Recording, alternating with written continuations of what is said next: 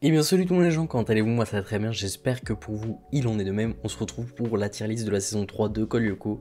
Voilà, il nous reste encore 3 tier list, saison 3, saison 4 et Code Lyoko Evolution. Je la ferai quand même, ça peut être drôle. Cette fois-ci on change un peu au niveau de la caméra, maintenant que j'ai une RTX je peux utiliser un peu les effets Nvidia. C'est plutôt cool sachant que j'ai pas de fond chez moi, bon ça merdouille un peu je pense parce que mon éclairage est pas top. Mais c'est quand même très agréable, c'est plutôt cool je trouve, peut-être que je me recentre un petit peu, donc j'ai mis Kadik en fond, j'aurais pu flouter l'image et tout, mais je ne l'ai pas fait, donc la tier list de la saison 3 va être un peu plus courte que les autres, puisque la saison 3 comporte que 13, 12 épisodes, je ne sais plus exactement. Comme d'habitude, j'ai les épisodes sur mon second écran pour me souvenir un petit peu de tous les éléments. La saison 3, j'ai fait une vidéo exprès sur la saison 3, le lien est en description. Vous pouvez aller la voir, j'explique mon point de vue sur cette saison qui est selon moi beaucoup trop critiquée, notamment au niveau des attaques de Xana. C'est vrai que c'est peut-être pas les meilleurs, mais je trouve que dans la globalité de la série ça va parfaitement. Et il y a selon moi des très très bons épisodes, parmi les meilleurs de la série et que je préfère, personnellement forcément, c'est moi qui les préfère. On va commencer avec Droit au cœur. Droit au cœur, c'est l'épisode où on découvre le cœur de Lyoko, etc. C'est également intéressant parce qu'on va mettre l'accent sur la vie des héros au niveau de la vie de collégiens, vu qu'ils changent de niveau. Si je dis pas de bêtises, Odd, Yumi, Jérémy et Alita rentrent en 3ème ou en 4ème. Enfin bref, ils montent d'une classe et donc Odd est séparé parce que Jim a demandé à ce qu'il ne soit plus avec eux. C'est là que Odd découvre Paco, le roi du disco, etc. Et puis même l'épisode est vraiment cool, le mystère autour du cœur reste vraiment sympa. Même si on se demande pourquoi Xana ne l'a... Non, j'allais dire une connerie, pourquoi Xana ne l'a pas fait avant, il était dans le supercalculateur. C'est logique, oubliez ce que je viens de dire. Mais en vrai c'est la suite logique, maintenant que Xana n'est plus dans le supercalculateur, il sait que les héros vont continuer de le traquer, et Jérémy cherche un moyen d'accéder au réseau informatique mondial pour traquer Xana. C'est montré, il me semble, je sais plus si c'est là, mais enfin bref, Jérémy en parle à la saison 3, même si l'accent n'est pas mis dessus. Et Xana, bah, pour contrer ça, veut détruire Lyoko, c'est logique, et la saison va être centrée là-dessus. Ça amorce bien le truc. Donc dans Masterpiece, on va en mettre 15, ce sera le meilleur épisode de la série, de la saison. Celui-ci, je le mettrais dans GOAT ou dans Incroyable. Après, il est vraiment bien, peut-être pas dans Incroyable, mais dans... Enfin, peut-être pas dans GOAT, mais dans Incroyable. Ça me va tout à fait. Lyoko-1, c'est le premier épisode où eh ben, ils vont perdre un territoire, ils vont perdre la forêt. La méduse revient, mais cette fois-ci pour implanter quelque chose à Elita qui fait qu'elle devient contrôlée par Xana. Et de ce fait, Elita va chercher à se rendre dans une tour de passage pour détruire le territoire. Et la première fois que je l'ai vu, je m'en souviens, j'étais plutôt impressionné, tout simplement parce que eh ben, perdre un territoire, c'est plutôt classe. Le seul point noir de l'épisode pour moi, c'est l'attaque de Xana qui n'est pas très... Je dis que ça allait au niveau des attaques de Xana, mais c'est des attaques, ce que j'appelle des attaques de spectre et Xanatification, c'est de la Xanatification, ça reste classique. Après, ce qui est bien, c'est qu'il y a quand même Ulrich et William qui sont obligés de s'entraider pour aller aider Yumi. Mais ça reste un bon épisode, je le mets dans Incroyable. Parce que la surprise de perdre un territoire, ça fait vraiment deux grosses découvertes en deux gros épisodes. Je sais pas si vous vous rendez compte, on découvre le cœur de Lyoko, sachant que les héros peuvent le défendre, Xana décide de leur couper l'accès au 5ème territoire en essayant de détruire les territoires de surface. C'est un très bon moyen, c'est de bloquer l'accès au 5ème territoire forcément, et à partir de là, Jérémy comprend ce que Xana cherche à faire, il se doute que Xana va essayer avec les autres territoires, et de ce fait, essaye de débloquer l'accès direct au 5ème territoire. Et épisode que j'aime beaucoup, Aelita Xanatifi qui est très très classe, hein, ça lui va très très bien, même dans la saison 4 quand elle se bat avec Ulrich, c'est incroyable. Donc ça fait plaisir. Ensuite, Raz-de-Marée. Raz-de-Marée, c'est un épisode qui divise et qui se sépare assez entre sa partie terre et Lyoko sur le moins. J'en ai parlé dans ma vidéo en détail, mais en gros, c'est vrai que l'attaque du monstre de nourriture, elle peut faire un peu ridicule. Après, si on se place dans la série, eh ben, on a déjà eu des armures possédées, une attaque de corbeau, une attaque de frelon. Donc, une attaque avec tous les restes de nourriture, bah pourquoi pas en réalité. Et la partie Lyoko est très très cool avec la montée de la mer numérique. Je trouve qu'on n'en voit pas assez parce que la mer numérique c'est quelque chose qui m'intrigue énormément dans Code Lyoko. Et je trouve vraiment que la partie Lyoko est super cool parce qu'on a à la fois la tour activée, la mer numérique et une attaque de cœur pour essayer vraiment de séparer les héros au maximum. Mais voilà, c'est vrai que l'attaque sur Terre, c'est pas la plus incroyable. Donc je vais mettre l'épisode dans sympa. À noter que dans cet épisode, on voit, j'essaierai de vous retrouver la scène, je crois que c'est la première fois qu'on voit un rampant sortir de la voûte céleste. Ouais, c'est dans cet épisode. Et je crois que c'est la seule fois où on le verra d'ailleurs, et c'est super, c'est stylé. Voilà, petite chose à noter si vous ne le saviez pas. Ensuite, fausse piste, épisode assez étrange. On peut se poser pas mal de questions. Il y aurait matière à faire une vidéo sur cet épisode. En gros, durant la nuit, l'ordi de Jérémy, il va sur le réseau. Est-ce que c'est Xana qui cause l'attaque ou est-ce qu'il s'est vraiment passé quelque chose? Est-ce que les hommes en noir viennent à cause de Xana ou pas? On pourrait se poser la question. Moi, je pense que le fait que l'ordi aille sur le réseau, etc., c'est le fait de Xana. Et ensuite, les hommes en noir viennent peut-être vraiment parce que ils ont repéré ça, parce qu'ils font vraiment partie d'un truc, et Xana les possède, etc. Jim est présent dans cet épisode, ça en fait un épisode plutôt cool, plutôt marrant, avec Jim qui se remet un peu en mode agent secret. Après, c'est pas non plus un épisode incroyable, même si le fight avec les mégatanks est très cool. Ah oui, c'est le fight où il coupe la montagne, enfin la falaise, on va dire, sur le territoire de la montagne. Donc je vais le mettre ici. Il est peut-être... Ah, je sais pas. Je sais pas. C'est deux épisodes vraiment cool qui ont chacun des points forts et des points faibles. Ensuite, Aelita, épisode qui, vous l'aurez compris, se centre un peu plus sur Aelita.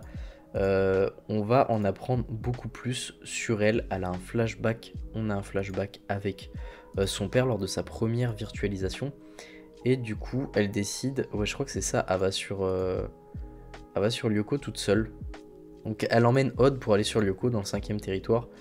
Mais bon, finalement, vous vous en doutez que Xana va essayer de retourner la situation. Après, les fights sur Lyoko sont plutôt cool. J'aime bien le fait que les blocs utilisent leurs anneaux de feu. Mais voilà, épisode quand même assez important. On apprend pas mal de choses sur Aelita. Je vais le mettre dans sympa, mais je pense que ce sera le meilleur des sympas. Parce qu'il est quand même très important, mais après, c'est un épisode assez calme au final. Le prétendant, c'est l'épisode là où ils font le truc avec les planètes. Si je dis pas de conneries. Ah non, ok. Ok, ah oui, le prétendant, épisode très cool. J'adore cet épisode, pourquoi? Donc c'est l'épisode où le désert est détruit. Donc ça fait partie des épisodes où Ulrich est selon moi le MVP, même s'il n'arrive pas à débloquer la situation. Il est très très fort dans cet épisode. Donc l'attaque, c'est les corbeaux. Yumi sera défoncée par les corbeaux. Il y a une scène où elle est dans l'ambulance, etc. On découvre Johnny, le pote d'Hiroki. Après, il y a selon moi un gros point faible de cet épisode. C'est Greg qui me l'avait fait remarquer, j'avais jamais capté avant. En gros, sur Lyoko, il y a Aelita, Ulrich et Odd. Et Aelita se fait clairement xanatifier à cause de Odd et Ulrich qui n'en font qu'à leur tête et qui font un peu la course en mode. Enfin, qui se comparent un peu en mode Gimli, Legolas, Anakin, Obi-Wan, tu vois. Et du coup, à cause de leur... comment dire, ils font pas attention à ce qui se passe. Et c'est pour ça qu'Aelita se fait prendre par surprise. À la fin, Jérémy, lui, se retrouve en dehors du labo. Et en gros, c'est Odd qui prend les commandes parce que Ulrich il a plus de sabre. Aelita xanatifiée, c'est la merde. Ça donne lieu à une scène très très cool sur Lyoko. Avec Ulrich qui se bat avec les frelions, etc. Vraiment. Malheureusement, il n'arrive pas à débloquer la situation. Il aurait eu son sabre, je pense qu'il aurait réussi. Mais voilà. Du coup, c'est un épisode que j'aime énormément. Mais malheureusement, tu sens que c'est un peu... Comment dire? Fallait un truc pour qu'Aelita soit xanatifiée. Et là, ils ont décidé de faire en sorte... C'est pas montré clairement, mais c'est de la faute d'Ulrich et Odd. Du coup, je vais le mettre ici, je pense, parce que vraiment, ça rend l'épisode... Quand tu remarques ça, après, t'arrives plus à t'en défaire, tu te dis, mais ils sont complètement cons. Enfin, après, voilà, c'est des potes, ils se chamaillent, etc. Mais là, c'était quand même du sérieux. Faut rappeler qu'à la base, ils défendent la Terre contre Xana. Enfin, ça peut amener à des problèmes sur Terre, Xana. Donc, faut quand même prendre ça au secret. Au sérieux, et je dis le secret parce qu'en fait je l'ai pas mis dans la tier list. Il est où? Bah je crois qu'il manque un épisode les gars, il manque le 59, le secret. Merde. Bon, vous savez quoi, pour bien le différencier... Attendez, je vérifie que je l'ai pas bougé sans faire exprès. Mais non, là on passe de réminiscence à renaissance. On va prendre un truc de la saison 1, comme ça on sait que cet épisode c'est le secret, je l'ai pas mis après. Voilà, comme ça on sait que celui-ci c'est le secret. Du coup... Le secret, c'est quoi déjà? Ah oui, c'est l'épisode où William découvre l'usine, etc. avec les bombes, et à la fin, il lui explique un peu tout. Et il vote pour pour prendre William dans la bande ou pas. Encore une fois, épisode très intéressant, on sent qu'ils amènent petit à petit William de personnage secondaire à personnage principal. Le fait on ressent de plus en plus le fait qu'ils ont besoin d'aide, qu'ils n'arrivent plus du tout à gérer Terre et Lyoko, études et lutte contre Xana. Malheureusement, Yumi vote non, même Ulrich a voté oui, c'est vous dire que Ulrich prend ça au sérieux parce qu'il peut pas blairer William au final.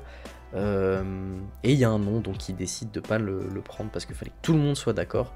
Mais c'est un épisode cool, William qui aide à désamorcer la bombe, etc. C'est sympa.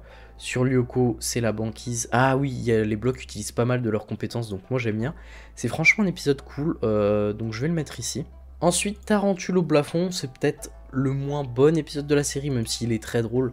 En gros, Xana fait un truc avec des mantas un peu chelous, et du coup, l'attaque c'est que Odd et Ulrich confondent Lyoko et la vie réelle. C'est plutôt cool, même si tu vois pas trop où ça veut en venir au final, même si pendant ce temps-là, ils peuvent pas faire grand-chose. Donc je vais le mettre entre deux, c'est peut-être l'épisode que j'aime le moins. Je l'aimais beaucoup avant, mais maintenant, voilà, j'ai tendance à préférer les épisodes sérieux, mais ça reste un bon épisode très divertissant. Sabotage. Alors Sabotage, j'en ai parlé dans une vidéo qui sera en description, 5 attaques de Xana que j'adore. En gros, Sabotage, c'est pour moi l'attaque la plus réussie de Xana. Pas la plus impressionnante, mais Xana a eu parfaitement ce qu'il voulait. Au final, le territoire de la banquise est détruit. Les héros n'ont plus que la montagne et les héros ne pouvaient rien faire, quoi. C'était un peu une catastrophe. Avec l'attaque dans la forêt, l'attaque sur le supercalculateur. Donc je vais le mettre pour moi dans GOAT, parce que vraiment, c'est pas la plus impressionnante, mais Xana a parfaitement maîtrisé son plan. Ensuite, Réincarnation, qu'il a appelé sur YouTube, alors que le titre de l'épisode c'est bien Désincarnation sur la petite vignette. Ah ouais, merde d'ailleurs. Oh putain, j'ai refait comme la dernière fois, mais c'est pas grave parce qu'il n'y a pas d'épisode en Masterpiece. Donc c'est pas très grave. Donc en gros, Ulrich est partant pour tester la virtualisation directe dans le 5ème territoire, mais ça foire. Mais c'est plutôt intéressant parce que sur Terre, du coup, il arrive à rentrer dans les corps des gens. Il prend d'abord le corps de Kiwi, ensuite de Jim. Il essaye de sauver un peu son avenir. Yumi est très très triste quand Ulrich disparaît forcément, et c'est plutôt intéressant de ce niveau-là. Puis sur Lyoko, on voit Ulrich pas xanatifié, mais on voit son enveloppe virtuelle xanatifiée. Enfin, on sait pas vraiment si c'est xanatifié ou juste vu que c'est qu'un programme, Xana on a pris le contrôle comme ça. Je pense que vu que c'était une enveloppe virtuelle vide, Xana a juste rentré les lignes de programme et on a pris le contrôle. Et c'est plutôt sympa, ça donne lieu à quelque chose de très très classe. Et puis voilà, encore une fois, on appuie bien le fait que Ulrich galère avec ses études, c'est quelque chose qui est amené plusieurs fois. Là où Odd, je pense, comment dire, Odd, il s'en fout un peu des cours et tout, mais c'est parce qu'il s'en fout. Ulrich, tu sens que le gars, il voudrait faire mieux, mais il galère.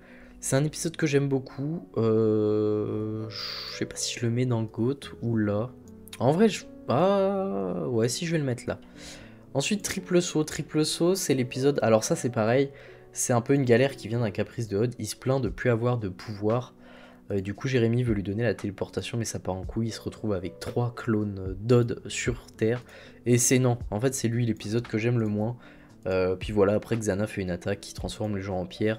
C'est pas l'épisode le plus incroyable, c'est un épisode plutôt classique. Voilà, beaucoup de gens parlent de l'attaque de la bouffe quand ils parlent des mauvaises attaques de la saison 3. Mais l'épisode voilà, du gaz ou je sais pas quoi qui transforme les gens en pierre, personnellement, ça me fait encore moins rêver. Même si c'est peut-être un peu plus impressionnant, mais voilà, en plus des attaques de gaz comme ça, j'en avais parlé dans ma vidéo sur la saison 3, mais il y en a plusieurs, donc voilà. Ensuite, Surmenage, excellent épisode.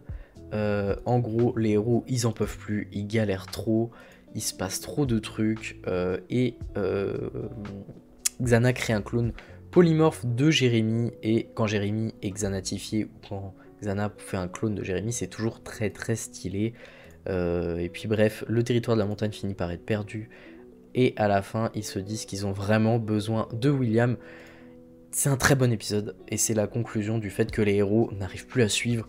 Et voilà, ils ont besoin de quelqu'un en plus. William est la personne désignée au vu du fait qu'il a montré qu'il arrivait à les aider sur Terre. Et puis voilà, ils le connaissent quand même, Yumi est très pote avec. C'est pour moi un très bon épisode, je le mets dans GOAT. Et ensuite, dernier épisode de la saison 3. Il se passe plein de choses dans cet épisode en fait. Il y a la compète de skate de Odd, il y a William qui est donc intégré à la bande au début, il y a Ulrich qui règle ses comptes avec son père, Odd qui revoit Sam, Jérémy qui fait l'interview avec Millie et Tamia. Mais tout ça en gros, c'est fait pour qu'Aelita se retrouve seule au niveau... Enfin, c'est fait pour... si on prend le scénario en tant que scénariste, c'est fait pour que William se retrouve seul sur Lyoko avec Aelita, et que Aelita ne puisse pas empêcher William de se faire xanatifier. Parce que bien sûr, s'il y aurait eu tout le monde sur Lyoko, ça serait pas passé comme ça, ils auraient déjoué l'attaque du cœur, etc. Mais en gros, Xana a capté qu'il y avait un nouveau.